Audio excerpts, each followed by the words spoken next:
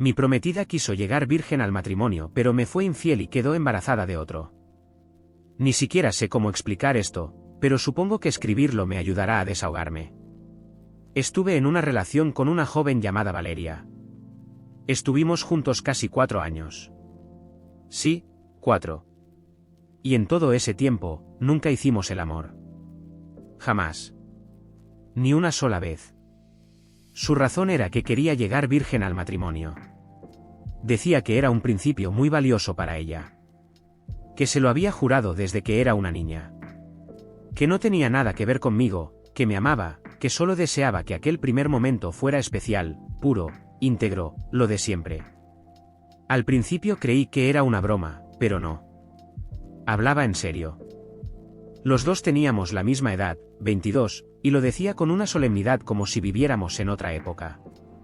No era exactamente por motivos religiosos, pues según ella se había distanciado de su familia tradicional. Pero esos valores se habían quedado grabados en ella. Al comienzo me costó aceptarlo, no voy a negarlo. Tengo necesidades como cualquier persona. Pero me enamoré perdidamente y ella era maravillosa conmigo.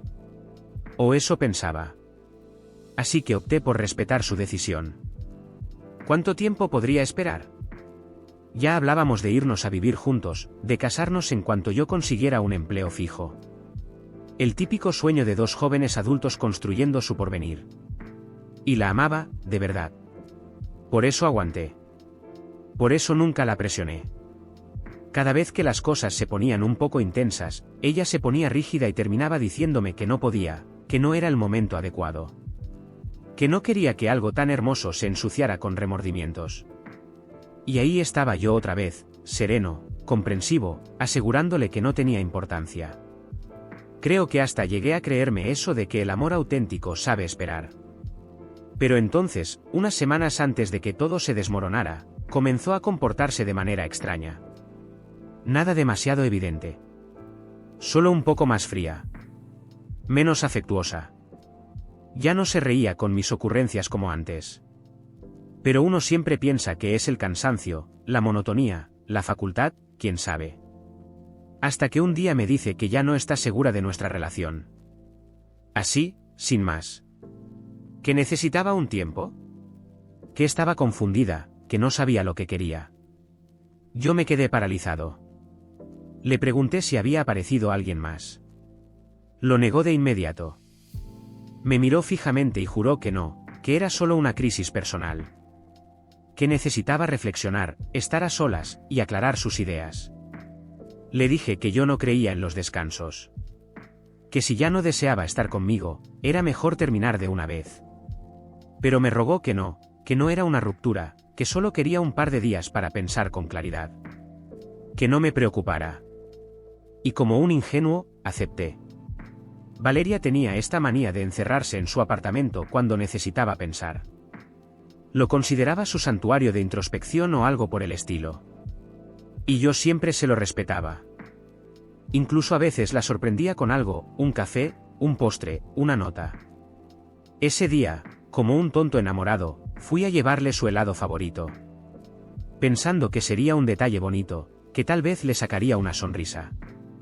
Cuando llegué a la residencia universitaria, me encontré con su compañera de piso por los alrededores. Se le notaba nerviosa. Como si no supiera si saludarme o salir huyendo. Le pregunté si Valeria estaba y me dijo que sí, pero que estaba descansando, que era mejor no molestarla. La vi tan incómoda que empecé a desconfiar. No me lo pude contener. ¿Estás tratando de detenerme? Se lo solté directo. ¿Qué está haciendo Valeria? Ella evitó mi mirada, apretó los labios y solo musitó, lo mejor es que no entres, de verdad. Y en ese momento ya lo supe. Me recorrió esa especie de corriente ácida que te invade el cuerpo cuando estás a punto de confirmar lo que no quieres admitir. Así que entré de todos modos. Porque si me iban a destrozar el corazón, al menos quería ver con mis propios ojos cómo se veía la deslealtad en persona. Abrí la puerta del departamento. Y ahí estaban.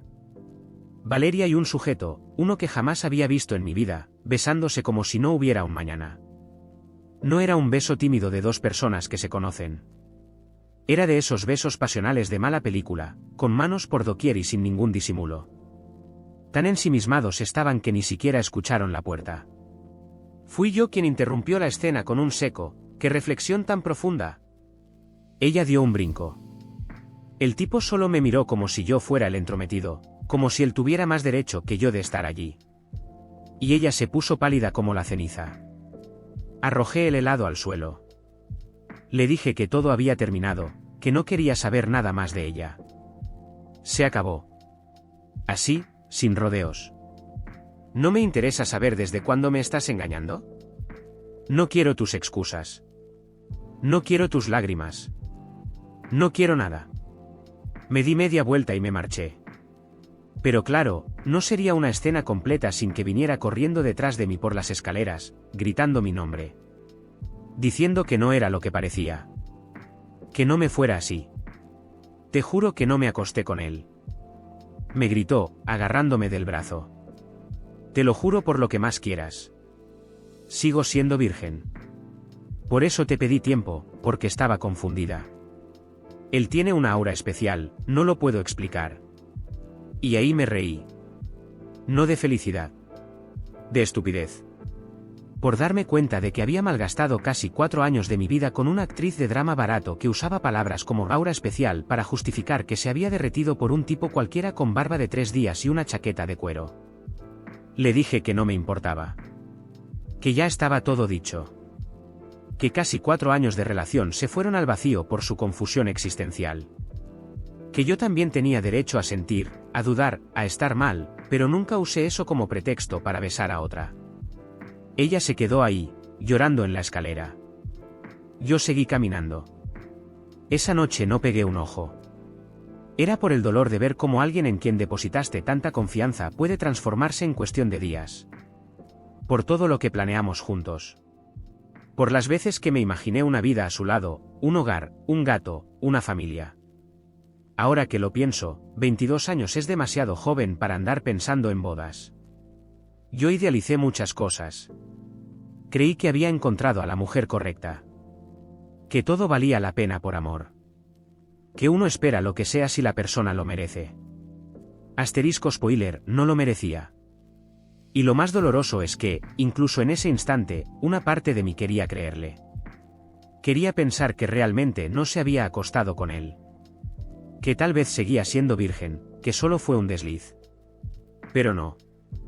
Lo que más me lastimaba no era si habían tenido intimidad o no.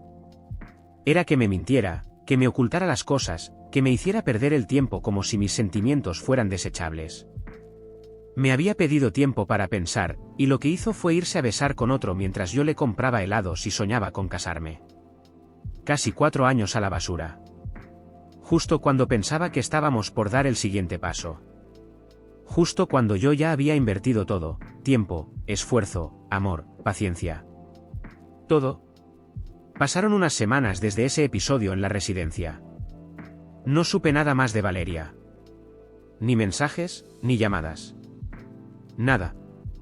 Y la verdad, me venía bien. Estaba tratando de calmarme, de concentrarme en mis entrevistas de trabajo, de reconstruir un poco mi amor propio después de aquel bochorno. Pero justo cuando empezaba a sentir que podía seguir adelante, apareció. Me envió un mensaje. Decía que me extrañaba, que necesitaba verme, que todavía me amaba. Al principio lo ignoré. Pero siguió insistiendo. Hasta que un día, sin avisar, fue directamente a mi casa. Llegó serena, como si nada hubiera sucedido. Me dijo que había estado pensando mucho en mí. Que se dio cuenta de que yo era el hombre indicado. Que no podía perderme. Que no podía permitir que lo nuestro se acabara por un malentendido. Sí. Así lo dijo. Un malentendido. ¿Malentendido de qué? Le pregunté. ¿Del tipo que tenías metido en tu boca? Ella se puso a llorar. Te juro que no pasó nada más. Sigo siendo virgen. Solo me besé con él porque, no sé, me sentía confundida. Era una conexión muy intensa, pero me di cuenta de que no significaba nada. Tú eres el que siempre ha estado para mí. Yo no podía creer que en su mente eso tuviera lógica. Como si todo lo ocurrido se pudiera borrar con un me equivoqué pero sigo intacta. Como si lo único que me importara fuera acostarme con ella.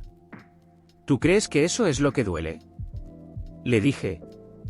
¿Que hayas perdido la virginidad o no? Valeria, me fuiste infiel. Punto. Me mentiste. Me pediste tiempo para besar a otro. Y ahora vienes con este drama como si yo fuera el que tiene que perdonar y agradecer que hayas regresado. Ella seguía llorando. Se tapaba la cara, se acomodaba el cabello hacia atrás, hacía todo ese teatro melodramático que ya le conocía. No podemos echar casi 4 años por la borda. Me gritó. No puedes dejarme así. Tú me conoces, sabes que en el fondo soy buena persona. Sí, claro. Buenísima. Le pedí que se fuera. Le dije que no quería saber más de ella. Que no había marcha atrás. Justo antes de cerrar la puerta, se volteó y me soltó. Quiero demostrarte que realmente te amo, me voy a entregar a ti. Y sin darme tiempo a reaccionar, se lanzó hacia mí, me empujó hacia adentro y me besó. Como si eso fuera romántico, como si eso solucionara algo. La aparté con brusquedad. Le dije que no volviera a hacer eso nunca más. Que se había acabado. Que no quería nada con ella. Que no me interesaba si seguía siendo virgen, mártir o santa. Que para mí ya era cosa del pasado. Y en ese momento, con todo el alboroto, la puerta del pasillo se abrió. Era una amiga mía. Nada raro. Había venido desde otra ciudad a visitarme ese fin de semana. Era de esas amistades que conoces en línea y terminan siendo más genuinas que las de la vida diaria. Y justo había salido de la habitación porque escuchó el escándalo. Valeria la vio y fue como si se le activara un interruptor de locura. Se puso como una fiera. Empezó a gritarle a ella. A decirle que era una cualquiera, una rompehogares. Que cómo se atrevía a estar en mi casa. Que seguro me había estado buscando desde antes. Y después se giró hacia mí. A llorar. A gritar. A darme golpes en el pecho. ¿Cómo me haces esto? Después de todo lo que vivimos. Yo te amaba de verdad. Yo no sabía si reírme o llamar a un sacerdote. La empujé suavemente hacia la puerta, le pedí que se calmara, que se fuera. Que no tenía derecho a reclamar nada. Ella seguía gritando. Diciendo que la había traicionado, que me iba a arrepentir, que todo era culpa de esa zorra que salió del cuarto. Finalmente, cuando se negó a irse y empezó a patear la puerta, tuve que llamar al conserje del edificio. Vinieron en 5 minutos. La sacaron entre 2. Ella seguía llorando y gritándome que yo era el amor de su vida, que nadie me iba a amar como ella, que yo estaba ciego. Me quedé ahí parado, con mi amiga mirándome desde el pasillo, con una mezcla de susto y pena ajena. Le pedí disculpas por el espectáculo, le expliqué todo y lo entendió sin problemas. Me dio un abrazo y me dijo que al menos ahora me había librado de una demente antes de comprometerme con ella. Después del último alboroto con Valeria, volví a tener algo de paz y no estar pendiente del timbre cada vez que alguien pasaba por la puerta. Todo estaba en silencio, por unas semanas. Hasta que empezaron a llegar los rumores. Un compañero me escribió, oye, ¿sabías que a tu ex la vieron saliendo de una clínica de maternidad? Yo pensé que era una broma. Respondí con un emoji de risa y lo dejé ahí. Pero luego otro conocido me lo mencionó. Y otro. Gente que no se hablaba entre sí. Y lo más sospechoso, todos decían que ya le había crecido la barriga. Que no era un simple chequeo médico. Que claramente estaba encinta. Así que me puse a revisar sus redes sociales. Nada nuevo. Valeria había borrado casi todo. 0 publicaciones, 0 historias, 0 rastro. Pero alguien más tenía una foto filtrada en un grupo de la universidad. Ella, en la calle, saliendo de la farmacia, con una blusa holgada pero no lo suficiente para ocultar lo evidente. La pura y virgen que hacía unas semanas estaba en mi puerta diciendo que quería entregarse a mí, ya venía con equipaje. Obviamente, todos empezaron a hacer cálculos. El único posible padre era el tipo con el que la encontré en su habitación. Y ahí vino otra revelación, al parecer ese individuo había sido detenido. Sí, en serio. No era solo un chico rebelde con tatuajes y gorra. El tipo tenía antecedentes por hurto y esta vez lo agarraron portando armas blancas. Y no salió con una advertencia. Esta vez sí lo encarcelaron. Ahí entendí por qué Valeria había vuelto a buscarme con tanto ahínco. Su amante estaba tras las rejas y ella necesitaba a un voluntario para la paternidad no deseada. Y claro, ¿quién mejor que el exnovio buenudo, casto por convicción ajena y con futuro laboral estable? Pero no, lo siento. El cupo de ingenuo se cerró hace rato. Yo trataba de evitarla como podía. Si la veía en el campus, me daba la vuelta. Si sabía que iba a algún evento, no iba. Ella seguía buscándome, pero yo tenía el radar activado para esfumarme antes de que me viera. Hasta que me atraparon por donde más duele, mis padres. Una tarde, me llaman con urgencia. Hijo, ¿puedes venir? Es importante. No por teléfono. En casa lo hablamos. Yo pensé que algo grave había sucedido. Un problema familiar. Un accidente. Fui corriendo.